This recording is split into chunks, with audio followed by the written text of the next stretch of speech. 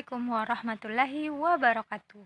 Welcome to my channel. Jangan lupa di subscribe dan klik tombol lonceng untuk notifikasi jika ada video terbaru.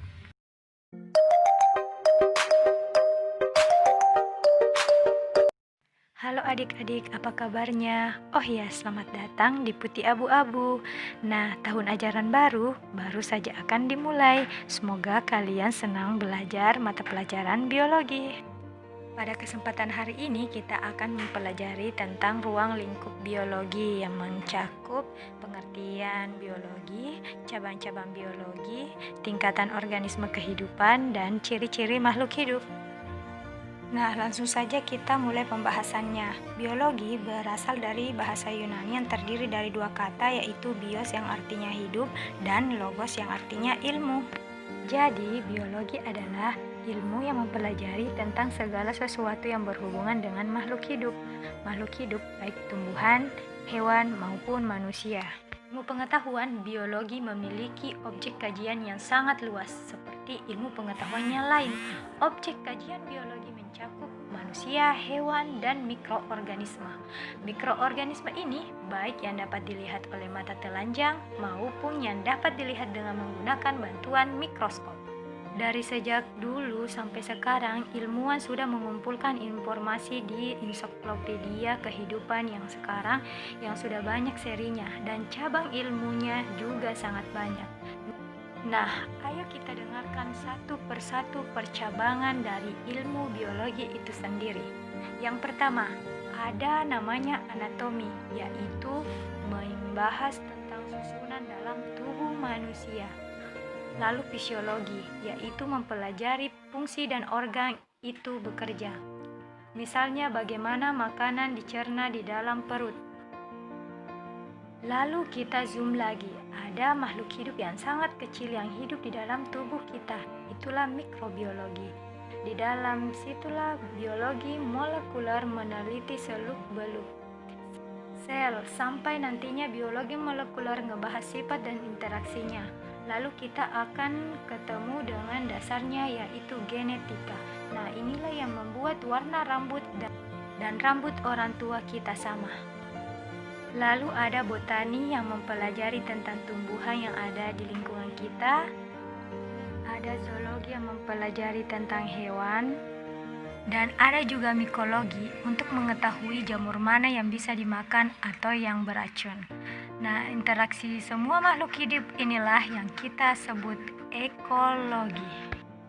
Biologi tidak melulu soal menghafal. Kita tidak perlu takut lagi belajar mata pelajaran yang satu ini. Karena ternyata biologi itu sangat menyenangkan. Karena belajar biologi itu adalah belajar tentang diri kita dan hal-hal yang ada di lingkungan kita.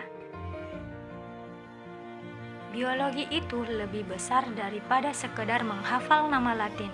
Ada cara lain untuk membantu kita dalam mendalami biologi, yaitu dengan berusaha memahami konsep biologi terlebih dahulu. Adapun tingkatan organisasi kehidupan, yaitu dimulai dari sel, jaringan, organ, sistem organ, organisme, individu, sampai akhirnya membentuk bioma. Dalam ilmu biologi juga memberikan pemaparan tentang teori asal-usul kehidupan. Ada dua jenis teori asal-usul kehidupan, yaitu teori abiogenesis dan teori biogenesis. Teori abiogenesis yaitu teori yang memaparkan bahwa makhluk hidup berasal dari benda mati, di mana penciptaannya dapat terjadi secara spontan. Pencetus dari teori ini yaitu Aristoteles, yang menyatakan bahwa belatung berasal dari daging yang busuk.